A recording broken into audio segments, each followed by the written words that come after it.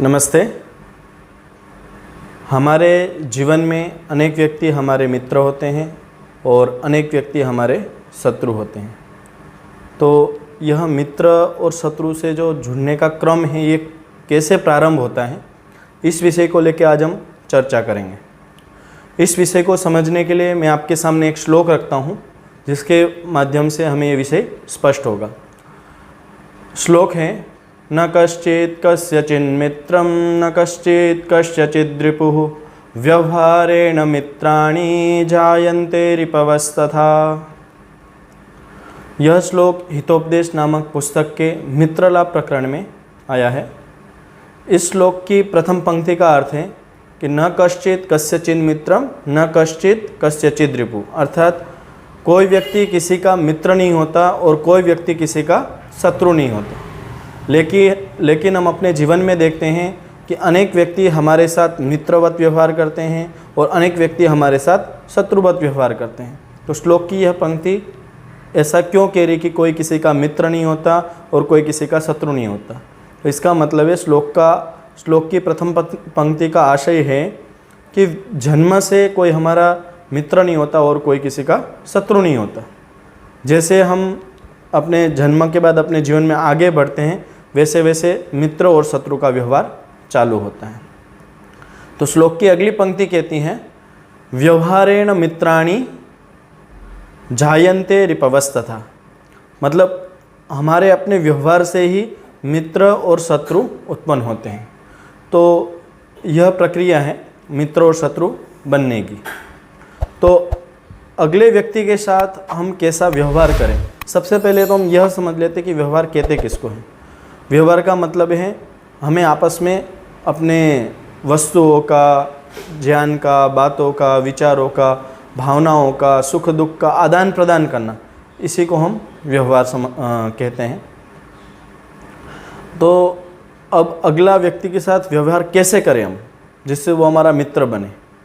तो उसके लिए सामान्य बात है कि अगला व्यक्ति जैसा चाहता है उसके अनुकूल हम उसके साथ व्यवहार करें।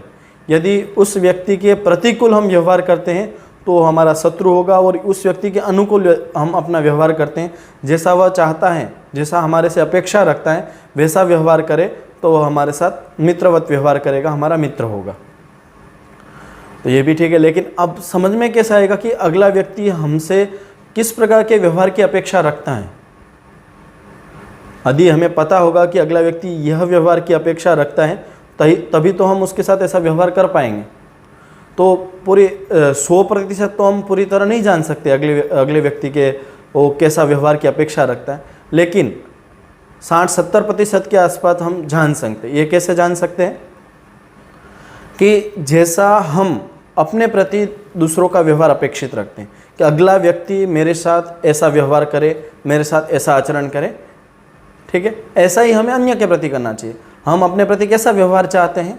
हम अपने प्रति ऐसा व्यवहार चाहते हैं कि कोई मेरा अपमान न करे, मेरे सम्मान का ध्यान रखे, मुझे दुख न पहुंचाए, मुझे गाली न दे, मुझे मारे नहीं, मुझे दुख न दे, मेरी बातों का अपमान न करे, इत्यादि हम बहुत सारे अपने प्रति व्यवहार अपेक्षित रखते हैं दूसरे से। तो यही अगला व्यक्ति भी यही अपेक्षा रखता है, क्योंकि हम सभी आत्माओं का एक ही लक्ष्य होता है, क्या? कि दुख से निवृत्ति और सुख की प्राप्ति। तो जो हम व्यवहार अपेक्षित रखते हैं अगले से, उसमें क्या है? सुख और दुख तो है कि भाई वो हमारा अपमान ना करे, मतलब हमें दुख ना पहुंचाए, मेरी बातों का सम्मान करे, मतलब सुख। तो सुख दुख से ही जुड़ा हुआ है। तो अगला व्यक्ति भी यही तो अपेक्षित रखता है। तो अगले व्यक्ति के प्रति भी जब भी हम व्यवहार करते हैं तो उसके मान सम्मान का, उसकी बातों का हमें बहुत ध्यान देना होता है। क्या होता है कि हम अपने जीवन में यदि थोड़े से आगे बढ़ जाते हैं तो हमारी भाषा में अहंकार आ जाता है। तो हम जो दूसरों की बातों का सम्मान नहीं कर पाते, उसकी बातों को नीचे दिखाते हैं, उसके आचरण को नीचे दिखाते हैं, हम अपने आप को बहुत ऊंचा समझते हैं। लेकिन हाँ, उस व्यक्ति से हम ऐसी अपेक्षा रख रहे हैं कि यह तो मेरा सम्मान करे, मेरा अपमान ना करे, लेकिन हम उसका अपमान कर रहे होते हैं। इसी प्रकार हम सुख की अपेक्षा रखते हैं, लेकिन कई बार हम किसी प्राणी को या अन्य को हम दुख देते रहते हैं। लेकिन हम क्या अपेक्षा रखते हैं? मुझे कोई मारे नहीं, मुझे कोई पीड़ा ना पहुंचाए, लेकिन अज्ञ व्यक्ति को तो हम दुख पहुंचाते रहते हैं। तो यहाँ जीवन में बहुत ध्यान रखना होता है, जैसा हम अपने प्रति व्यवहार चाहते हैं ऐसा ही दूसरों के प्रति करें। यदि ऐसा ही व्यवहार हम दूसरों के प्रति करते हैं तो वह व्यक्ति हमारे साथ मित्रवत व्यवहार करेगा, वह हमारा मित्र बन जाएगा और हमारे जीवन में धीमे धीमे धीमे करके मित्रों की संख्या ज़्यादा होगी और शत्रुओं की संख्या न के बराबर होगी। तो हमारे व्यवहार के कारण ही मित्र और शत्रु जीवन में आते हैं। यह अर्थ तो श्लोक का प्रथम दृष्टिकोण से हुआ है। अब हम इस श्लोक का अर्थ एक और दूसरे दृष्टिकोण से देखेंगे। अब इस श्लोक को आप अपने प्रति घटाते हुए चलिएगा तो विषय और स्पष्ट होगा। हमारे जीवन में भी मित्र और शत्रु ये दोनों होते हैं। किस प्रकार से कि हमारे जीवन में जो हमारे सगुण हैं, अच्छे गुण हैं, वह हमारे मित्र हैं, और जो हमारे जीवन में हमारे अंदर जो दुर्गुण हैं, अवगुण हैं, वह हमारे शत्रु हैं। शत्रु और मित्र का सीधा अर्थ है कि मित्र जो हमारा हित चाहता है, शत्रु जो हमारा अहित चाहता है। तो सगुण और दुर्गुण में भी तो यही है। सगुण यदि हमारे पास होंगे तो सगुण सदैव हमारे हित को बढ़ाएंगे, हमारे अच्छाई को बढ़ाएंगे, हमारे दुख को कम करेंगे, सुख को बढ़ावा देंगे, और जो दुर्गुण है वो आपके दुख को बढ़ाएंगे। तो यही तो है, शत्रु और मित्र का ही व्यवहार तो सगुण और दुर्गुण में होता है। तो हमें भी ध्यान रखना होगा कि हम अपने प्रति व्यवहार कैसा रखें। अब ठीक है, बाहरी जगत में तो हमने देख लिया कि भाई जैसा हम व्यवहार अपने प्रति चाहते हैं ऐसा दूसरों के प्रति रखें, लेकिन हम अपना कैसा चाहे कि हम अपने प्रति कैसा करें।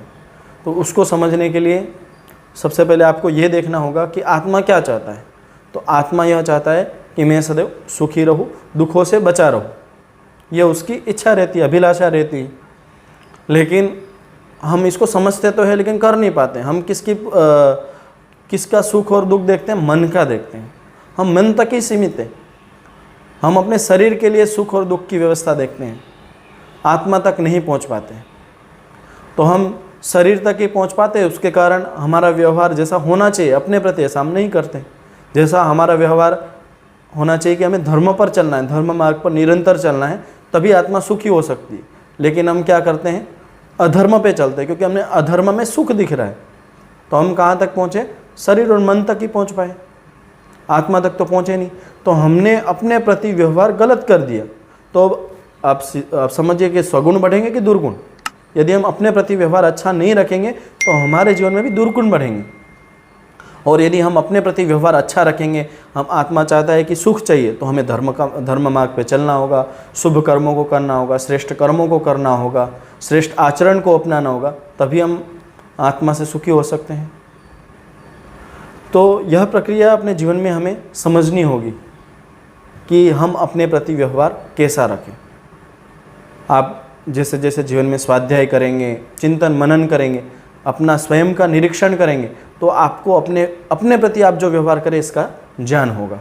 तो जितना आप अपने प्रति व्यवहार शुद्ध रखेंगे उतने आपके अंदर सगुण का बढ़ावा होता जाएगा, अच्छे मित्र आपके बढ़ते जाएंगे। और जैसे जैसे आप अपने प्रति दुर्व्यवहार रखेंगे वैसे वैसे दुर्गुण रूपी शत्रु भी आपके अंदर पनपते जाएंगे। और दूसरी बात, जैसे जैसे आप अपने प्रति ध्यान देंगे, स्वयं के अंदर के मित्रों को बढ़ावा देंगे, तो ये स्वतः ही बाहर के मित्र भी आपके बढ़ते जाएंगे। क्योंकि अंदर आपके सगुण होंगे तो आप दूसरे के प्रति स्वतः ही बहुत शुद्ध और अच्छा व्यवहार रखेंगे। अच्छे व्यवहार रखने से आपके बाहरी जगत में भी मित्र बढ़ते जाएंगे। और दूसरी बात कि जो बाहर के शत्रु हैं उन्हें हटाना आसान होता है। बाहर के शत्रुओं को यदि आपके पास बल है तो उस माध्यम से बल का सहारा लेके आप शत्रु को हटा देंगे। बल नहीं है, यदि आपके पास धन संपदा है तो धन संपदा के माध्यम से किसी को दे के, पैसा दे के उस शत्रु को अपने जीवन से, अपने रास्ते से हटा देंगे। और यदि धन संपदा भी नहीं है तो आप उस शत्रु से पलायन कर जाएंगे, दूर चले जाएंगे। तो उसके माध्यम से भी आप शत्रु से तो बच ही जाएंगे, बाहर वाले शत्रु से कुछ हद तक आप बच जाएंगे। लेकिन अंदर वाले शत्रु से ऐसा नहीं हो सकता, क्योंकि अंदर वाला शत्रु 24 घंटे हमारे साथ रहता है और हम ही उसको पालते रहते हैं। तो सबसे पहले तो ये ध्यान देना पड़ेगा कि शत्रु बने ही नहीं। हम अपने प्रति व्यवहार ज़्यादा से ज़्यादा शुद्ध व्यवहार रखें, अपने आत्मा के प्रति बहुत अच्छा व्यवहार रखें, जिससे शत्रु बने ही नहीं। और चलो यदि बन भी गए तो इन्हें दूर कैसे करें? तो दूर करने का एक सामान्य और एक अच्छा तरीका यह है कि आप अपने मित्रों की संख्या बढ़ा लें, मित्र बल को बढ़ा लें। बाहरी जगत में भी आप देखिए, यदि आपके पास बहुत सारे अच्छे मित्र हैं, मित्र बल ज़्यादा है, तो बुरे व्यक्ति आपका कुछ भी बुरा नहीं कर सकते। और यदि आपके पास मित्र कम है, बुरे व्यक्ति ज़्यादा है, शत्रु ज़्यादा है, तो आप सदैव दुखी होते रहेंगे, आपको वो पीड़ा पहुंचाते रहेंगे। इसी प्रकार अपने अंदर भी है कि जितने आपके अंदर सगुण रूपी मित्र होंगे उतना ही आपको दुर्गुणों से बचाएंगे, उनसे दुर्गुणों से आपकी रक्षा करेंगे। तो मैंने आपके सामने यह श्लोक रखा। यदि यह श्लोक आपको समझ में आया हो तो अपने जीवन में इस श्लोक को लाने का प्रयास करें, तो जीवन बहुत पवित्र और सफलता की ओर बढ़ेगा। इति ओम सम।